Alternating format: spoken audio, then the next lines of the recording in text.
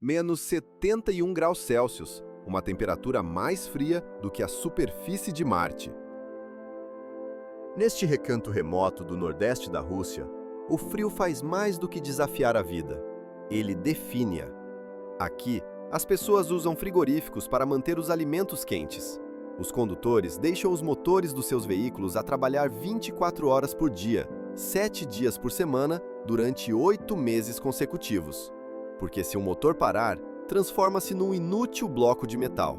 Até os corpos sepultados na terra se recusam a decompor-se. Isto não é um filme de sobrevivência. É simplesmente a vida cotidiana na Iacútia.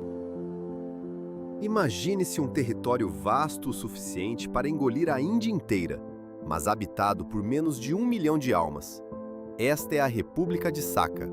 No seu centro, ergue-se Yakutsk, a cidade de grande porte mais fria do planeta e uma anomalia da engenharia. Cada edifício flutua sob estacas de betão. Se assentassem diretamente no solo, o calor derreteria o permafrost e a terra engoliria a cidade por completo. Os mercados aqui funcionam sem eletricidade. O peixe é empilhado como lenha, congelado instantaneamente no ar. O leite é vendido em blocos de gelo branco. Mas a cidade é apenas o portal. Para lá dela, estende-se um rio, congelado numa autoestrada, e pilares de pedra que guardam fósseis de um passado tropical. Sob este silêncio branco, jaz uma fortuna avassaladora. 25% dos diamantes do mundo, trancados num cofre de gelo. Mais longe, uma estrada construída sobre ossos humanos estende-se para o vazio. A lama que descongela revela mamutes com sangue líquido, e vírus antigos despertam de um sono de 30 mil anos. O verdadeiro coração gelado ainda está mais à frente. A jornada começa no planalto de Yana Oymyakon. Aqui, a geografia funciona como uma armadilha. As montanhas formam uma bacia que captura o ar pesado e gélido que desce da atmosfera. Este funil geológico cria um fenômeno que não se encontra em mais nenhum lugar do hemisfério norte. É o Polo do Frio. O primeiro marco nesta descida ao gelo profundo é Tontor, uma pequena e solitária aldeia situada na estrada irregular que conduz ao interior. No verão, o vale é exuberante, mas quando o inverno se instala, Tontor torna-se um portal para um mundo alienígena. O silêncio aqui é pesado. O único movimento vem do fumo que sobe verticalmente das chaminés, erguendo-se como pilares brancos contra um céu púrpura escuro. É o prelúdio para o extremo derradeiro, localizado a apenas 30 quilômetros de distância. Oymyakon. Este povoado isolado de 500 pessoas detém o recorde da temperatura mais baixa alguma vez registrada num lugar permanentemente habitado. O monumento no centro da vila comemora uma leitura de menos 71,2 graus Celsius. A estas temperaturas, a própria atmosfera altera-se. Em Oymyakon, o frio modifica a própria física da respiração. A umidade exalada não se condensa simplesmente. Estilhaça-se instantaneamente em cristais, a meio do ar. Aqui, o próprio ato de respirar é um testemunho da frágil fronteira entre a existência e o esquecimento. Quando as partículas de gelo colidem em pleno ar, criam um murmúrio tênue. Os locais chamam-lhe o sussurro das estrelas. É a assinatura audível do frio extremo. Poucos segundos após sair para o exterior, a umidade nas pestanas congela em pesadas agulhas brancas. Um piscar de olhos torna-se um esforço consciente. A pele desprotegida começa a morrer em menos de 2 minutos. No entanto, a vida prossegue com um ritmo teimoso. A escola da aldeia só fecha as portas quando o termômetro desce abaixo dos 52 graus negativos. Até lá, crianças envoltas em camadas de pelo caminham pelo crepúsculo, as suas silhuetas a desaparecerem no nevoeiro gelado. O frio dita todos os aspectos da existência mecânica. Em Oymyakon, o motor de um carro não é apenas uma máquina, é um sistema de suporte de vida que jamais pode ser desligado. De outubro a abril, os condutores deixam os motores a trabalhar 24 horas por dia. Se o motor parar por apenas 20 minutos, o óleo transforma-se numa substância semelhante à geleia espessa. e o bloco de metal estala. Caminhar pela aldeia é uma experiência sônica de dezenas de motores ao ralenti, um zumbido constante que combate o silêncio. Até a cadeia alimentar está congelada. No mercado local, os blocos de gelo não servem para conservação. São o produto. O peixe, retirado do rio, congela tão violentamente no ar que permanece perfeitamente reto, duro como pedra. O álcool, geralmente resistente ao frio, aqui rende-se. Garrafas de vodka deixadas no exterior transformam-se numa pasta espessa e xaroposa, e por fim, num bloco sólido. A noroeste jaz o rival ao título de lugar mais frio, Verkhoyansk. Enquanto Oymyakon se aninha num vale profundo, Verkhoyansk repousa na margem do rio, exposta e desolada. Fundada como uma fortaleza e mais tarde usada como local de exílio político, era conhecida como o Anel da Morte. Os czares e mais tarde os soviéticos enviavam prisioneiros para aqui, sabendo que as muralhas eram desnecessárias. O clima era o carcereiro. Mas Verkhoyansk oferece um tipo diferente de horror: a oscilação extrema. Detém o recorde mundial da maior amplitude térmica da Terra. No inverno, o mercúrio mergulha abaixo dos 67 graus negativos, mas em julho, o mesmo termômetro pode registrar 37 graus positivos. Um diferencial de temperatura superior a 100 graus Celsius. Esta violência térmica causa estragos na Terra. O solo expande-se e contrai-se com tal força que as estradas se deformam e os edifícios se deslocam. Para os 1.100 residentes, a adaptação não é sazonal, é diária. Devem preparar-se para ondas de calor que trazem enxames de mosquitos e incêndios florestais, apenas para enfrentar um inverno que congela o aço até este se estilhaçar como vidro. No entanto, há uma beleza assombrosa nesta hostilidade. As longas noites polares de Verkhoyansk e Oymyakon oferecem um lugar na primeira fila para a aurora boreal. Neste palco de extremos, onde a matéria se verga às leis brutais da física, o céu irrompe numa dança de luzes impossíveis.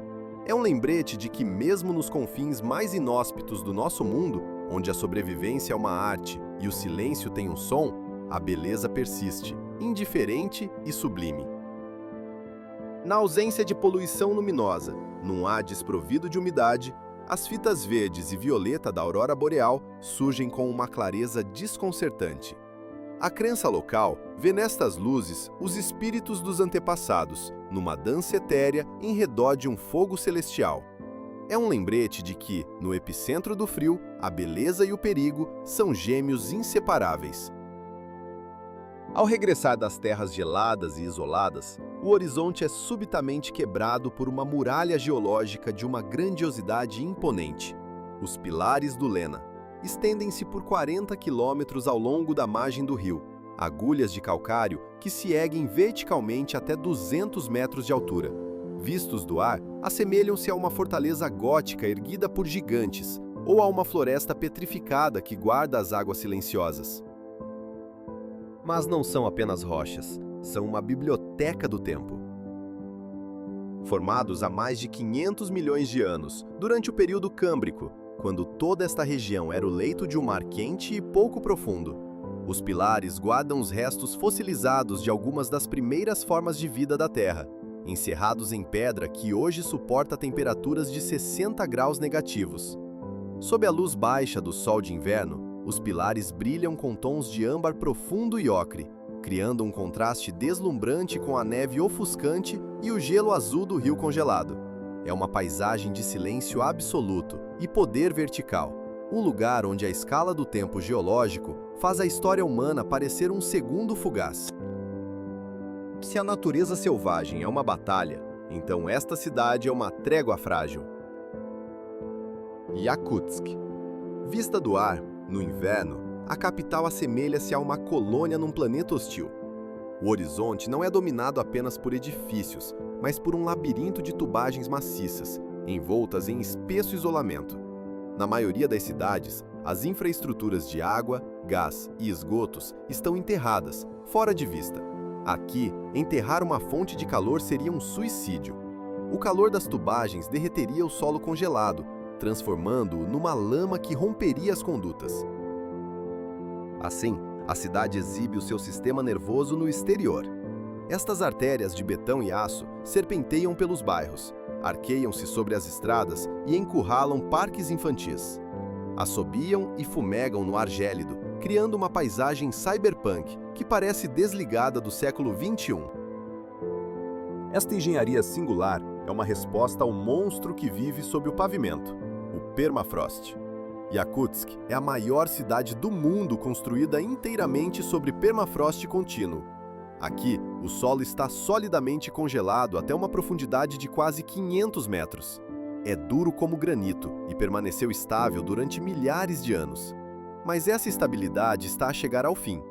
As temperaturas de inverno atingem, em média, valores abaixo dos 30 graus Celsius negativos, mergulhando frequentemente para além dos 40 negativos. A trégua com a natureza é precária e o monstro sob a cidade começa a despertar. O registro histórico fala de quedas para quase 65 graus negativos, mas é o verão que se tornou o inimigo. Julho pode agora trazer ondas de calor de 29 graus Celsius ou mais. Esta crescente amplitude térmica está a libertar o solo. O permafrost está a derreter. Um passeio pelos bairros mais antigos revela um colapso em câmara lenta. Os habitantes chamam-lhes casas bêbadas. Blocos de apartamentos de madeira, da era soviética, inclinam-se em ângulos impossíveis. Caixilhos de janelas torcidos em paralelogramos. Portas que se recusam a fechar. Fendas sobem pelas paredes dos edifícios de tijolo, como relâmpagos petrificados. Não são erros de construção, são o resultado da terra liquefazer-se sob as fundações. Construir aqui é uma guerra agonizantemente complexa contra a física. Os engenheiros não podem simplesmente verter uma fundação. Tem de cravar estacas de betão a 12 metros de profundidade, até a rocha-mãe congelada, e depois elevar o edifício a 2 metros do chão, para permitir que o vento gelado circule por baixo. É isto que mantém o solo frio. Se essa bolsa de ar for bloqueada, o calor do edifício infiltra-se, derrete o gelo e a estrutura afunda. O aeroporto enfrenta uma batalha constante. A pista, uma faixa de asfalto sobre gelo, deforma-se e levanta com as estações. As equipas trabalham incessantemente para alisar as ondulações da geada, para evitar que o trem de aterragem se pata no impacto. No entanto, quase 350 mil pessoas adaptaram-se a esta existência precária. A sobrevivência aqui é uma questão de camadas. Os residentes não fogem do frio, vestem-se para ele. A pele não é um artigo de luxo, é equipamento essencial. Botas de pele de rena e gorros de pelo de raposa são o traje padrão. A vida prossegue com uma normalidade casual que confunde quem vem de fora. Autocarros públicos atravessam um nevoeiro gelado. Crianças brincam em parques, sob a sombra das condutas de vapor. Para compreender a alma desta terra, é preciso ir abaixo da superfície. Nos arredores da cidade, jaz o reino do permafrost. Um museu escavado diretamente no coração gelado de uma colina, onde a temperatura se mantém nos constantes e nítidos 10 graus negativos, independentemente da estação. Entrar é como aceder a um conto de fadas congelado. Os túneis, banhados por luzes etéreas, azuis e roxas, iluminam um mundo de intrincadas esculturas de gelo que nunca derretem. Artistas esculpiram criaturas míticas, flores delicadas e o grande trono de Tishkan, o senhor Yakuto do frio, inteiramente em gelo de rio. Os tetos brilham com enormes cristais de geada, diamantes a crescer da terra escura. É uma cintilante catedral subterrânea, um lugar de beleza silenciosa e mágica, que revela o permafrost não como um monstro que destrói, mas como um guardião, um preservador de arte, de história e dos segredos de um mundo que, à superfície, luta para não se desfazer. Mas a mais surreal das interações entre o gelo e o verão ocorre acima do solo. A sul da cidade repousa o glaciar de Bellows. Tecnicamente, não se trata de um glaciar de montanha, mas de uma fissura colossal. Uma camada de gelo estratificada, formada por poderosas nascentes subterrâneas que impelem a água à superfície a um ritmo mais rápido do que a sua congelação. O resultado é uma paisagem que desafia as estações. Em pleno julho, quando o ar circundante atinge os sufocantes 30 graus Celsius e as florestas de pinheiros se cobrem de um verde luxuriante, este vale branco permanece solidamente congelado. Parece uma falha na própria realidade. As imagens são desconcertantes. Habitantes locais, em calções e t-shirts, caminham sobre uma superfície de um branco ofuscante. Vêm para escapar ao calor sufocante e aos enxames de mosquitos, bebendo a água cristalina que escorre das suas margens em degelo. É um oásis teimoso de inverno, aprisionado no coração do verão. A prova de que na Iacútia o gelo nunca parte verdadeiramente. Estendendo-se por 2.000 quilômetros através do coração do extremo oriente russo, encontra-se uma faixa de gravilha e gelo, conhecida como a autoestrada R-504 Colima. Para os cartógrafos, é a única ligação terrestre entre Iakutsk e a cidade portuária de Magadan. Para os habitantes locais, é a Estrada dos Ossos. O nome não é uma metáfora, é uma descrição literal das suas fundações. Construída durante a era stalinista, esta rota foi escavada na densa taiga pelas mãos dos prisioneiros dos gulags. Dezenas de milhares pereceram de fome, exaustão e do frio brutal. Numa terra onde o permafrost é demasiado duro para escavar sepulturas, os corpos dos que caíam eram simplesmente enterrados sob o próprio leito da estrada. Cada quilômetro percorrido aqui é uma passagem sobre uma vala comum. A história da estrada está, fisicamente, pavimentada com restos mortais. A meio caminho na Estrada dos Ossos, ergue-se um monumento ao colapso de um império, a cidade fantasma de Kadikchan. Outrora, foi um próspero centro de mineração de carvão, com 10.000 habitantes. Hoje, é uma Pompeia moderna, congelada não pela cinza, mas pela economia. Quando a União Soviética colapsou e os subsídios cessaram, a central de aquecimento ficou sem combustível. A 50 graus negativos, uma cidade sem aquecimento morre em poucas horas. A evacuação foi frenética. Caminhar hoje pelos apartamentos abandonados é como invadir uma vida interrompida. O silêncio aqui é diferente do silêncio da floresta. É o silêncio pesado e antinatural da ausência humana. Kadikchan permanece como um aviso de betão. No Ártico, a civilização não é um estado permanente. É uma vitória temporária que exige combustível constante para ser mantida. A autoestrada apresenta um paradoxo letal. No inverno, atinge o seu auge de transitabilidade. Os rios congelados transformam-se em pontes naturais, e as crateras enchem-se de neve compactada, criando uma superfície branca e lisa. Mas esta acessibilidade vem com uma sentença de morte.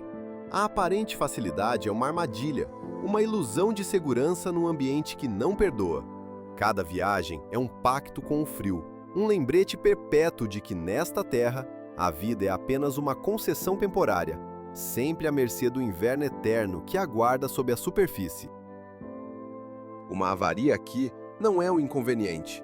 A 50 graus negativos, o motor parado permite que a temperatura da cabine mergulhe para níveis fatais em menos de 30 minutos. Os condutores viajam em comboios, sabendo que a solidão é frequentemente fatal. O verão traz um caos diferente. À medida que a superfície descongela, a estrada dissolve-se num pântano de lama traiçoeira que engole caminhões até aos eixos. Cheias repentinas, alimentadas pelo degelo, arrastam pontes de madeira, deixando os viajantes retidos durante semanas na vastidão selvagem, sufocada por mosquitos. Mas o perigo físico empalidece em comparação com o peso psicológico da rota. Os caminhonistas que navegam pelo corredor infinito de lariços cobertos de neve relatam fenômenos estranhos. figuras paradas silenciosamente na orla dos faróis, boleiros que surgem no meio da nevasca apenas para se desvanecerem quando o veículo abranda. Se são truques da fadiga ou a energia inquieta da história sob as rodas, permanece uma questão para quem conduz. Mas este caminho não é apenas assombrado pelo passado, é também caçado pela realidade. Nas profundezas das florestas intermináveis de Larissos, reina uma sociedade diferente, o lobo siberiano. Maiores e de pelo mais espesso que os seus primos do sul, são os verdadeiros fantasmas da taiga. Patrulham vastos territórios em alcateias, movendo-se em fila indiana através da neve profunda para conservar energia. Os seus uivos são a banda sonora da natureza selvagem da Iacútia, ecoando por quilômetros no ar gélido e cristalino. Para os pastores de renas, são uma ameaça constante e inteligente. Mas, ecologicamente, são essenciais. Eles abatem os fracos e os doentes, mantendo o ecossistema em equilíbrio. A visão de uma manada de renas a mover-se silenciosamente através do crepúsculo azul profundo da floresta revela a natureza crua e primitiva desta terra, onde predador e presa jogam, todas as noites, um jogo ancestral de sobrevivência. A Estrada dos Ossos atravessa algumas das paisagens mais assombrosamente belas da Terra. Um vasto, silencioso oceano branco, onde a linha que separa os vivos e os mortos se sente terrivelmente tênue. Nas profundezas do interior norte, o solo está a abrir-se. Isto não é uma figura de estilo. À medida que o clima aquece, o permafrost que cimentou esta região durante milênios está a colapsar. As margens do rio Iana erodem-se, e à medida que a lama desliza, revela as faces do passado, mamutes. Durante séculos, caçadores de marfim perscrutaram esta terra, mas agora encontram algo muito mais desconcertante. Mamutes lanosos emergem das escarpas, não como esqueletos, mas como carcaças. A preservação é absoluta. Estes animais foram congelados de forma tão súbita que os seus tecidos moles permanecem intactos, uma descoberta que esbate a fronteira entre a vida e a morte. A sua pele, pelo e carne, imaculados pelo tempo. Ao encará-los, é difícil acreditar que caminharam sobre a Terra há 40 mil anos. Parecem estar num estado de animação suspensa. Menos como fósseis antigos e mais como gigantes adormecidos, à espera de despertar. Esta ressurreição acontece a uma escala colossal na cratera de Batagaica. Os locais chamam-lhe o Portal para o Submundo. É um mega deslizamento, uma fenda massiva na Terra em forma de girino, com quase 90 metros de profundidade e que alarga cerca de 9 metros a cada ano. Vista do ar, parece a marca de uma garra deixada por uma besta gigante. No seu interior, as imponentes paredes de solo negro e gelo branco expõem uma linha do tempo geológica que se estende por 200 mil anos. No fundo, estamos rodeados pelos detritos de florestas antigas e pelos ossos de cavalos do Pleistoceno, que se desprendem das paredes em degelo. O som da cratera é uma série constante de estalos e baques, à medida que a terra congelada cede. Mas as criaturas mais aterradoras que emergem do gelo são aquelas que não podem ser vistas. O permafrost é uma câmara de animação suspensa para o mundo microscópico. Alberga bactérias e vírus que os sistemas imunitários modernos nunca antes enfrentaram. Em 2016, uma onda de calor na região de Yamal descongelou a carcaça de uma rena que morrera 70 anos antes. A carcaça estava infectada com antraz. A bactéria despertou, libertou esporos que se espalharam pelo ar, ceifando a vida de uma criança e hospitalizando dezenas de pastores nômadas. E o antraz é um inimigo conhecido. Nas profundezas do gelo jaz o desconhecido.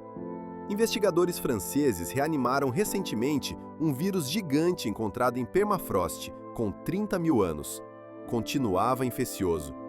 Existem aqui bactérias que estiveram adormecidas durante 3 milhões de anos.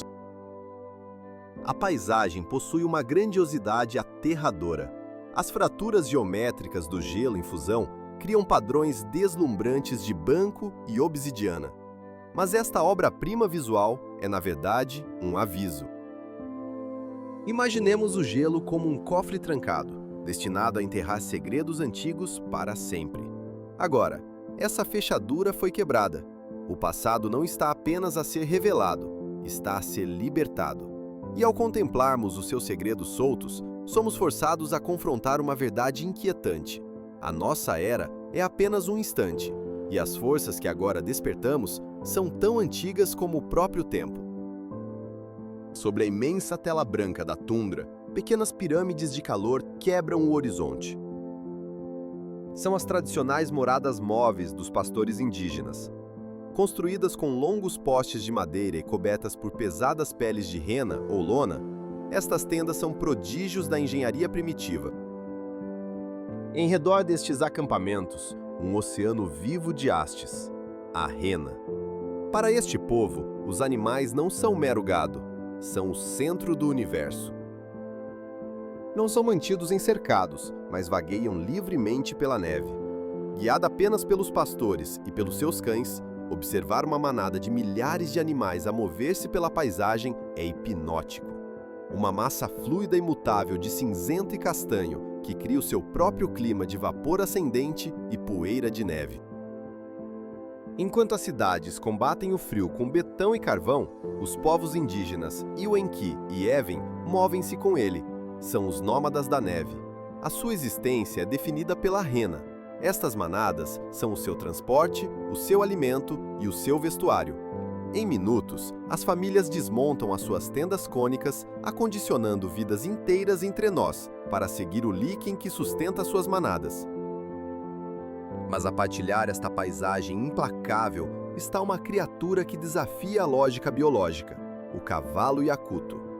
Para o olho destreinado, assemelham-se a pôneis, baixos e robustos, mas estes são os tanques do reino animal.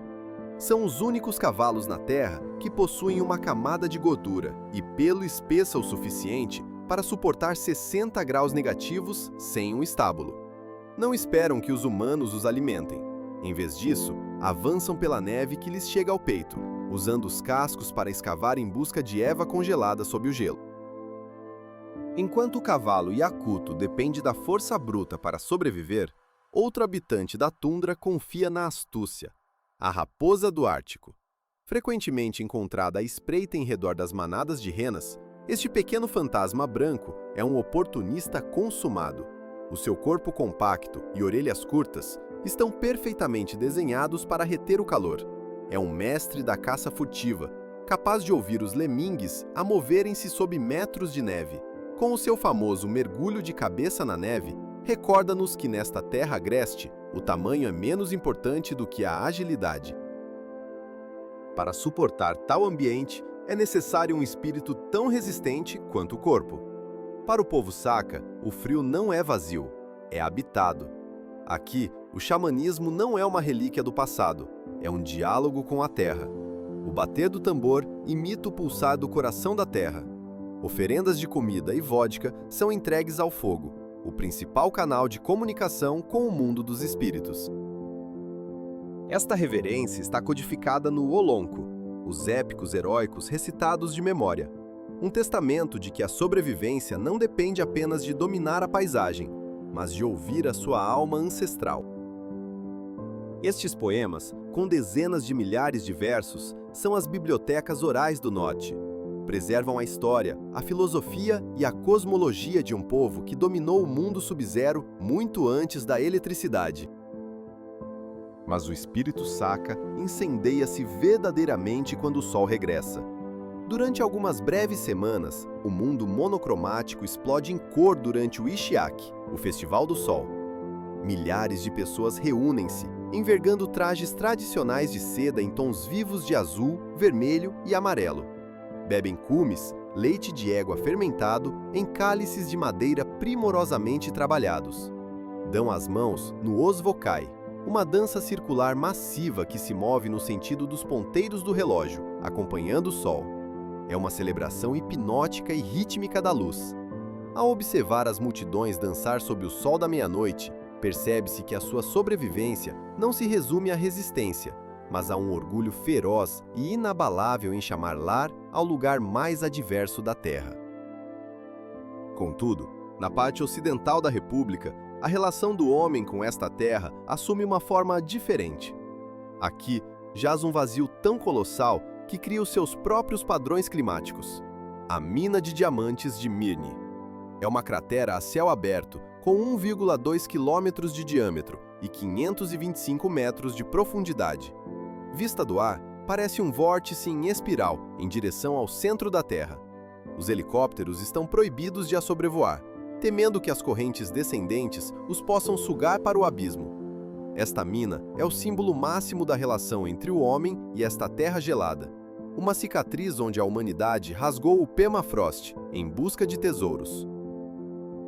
Longe, muito a norte, onde o poderoso rio Lena finalmente se rende ao Oceano Ártico, encontra-se um mundo aquático de uma escala avassaladora. O delta do Lena, um dos maiores deltas fluviais do planeta, é um mosaico de 32 mil quilômetros quadrados de ilhas e canais sinuosos. Do céu, não parece de todo terra, mas sim uma pintura fractal composta de água, musgo e areia. No breve verão, este silêncio gelado explode em vida. Transforma-se num berçário global, acolhendo milhões de aves migratórias que viajam de lugares tão distantes como África para nidificar nestas zonas úmidas sob o sol da meia-noite. É uma paisagem de uma beleza hipnótica e imutável, pois aqui o permafrost está a amolecer. As correntes esculpem constantemente a linha costeira, abrindo novos canais e apagando ilhas antigas. Este é um dos poucos lugares na Terra onde a geografia não é pedra fixa, mas uma natureza selvagem, viva, que respira e metamorfoseia.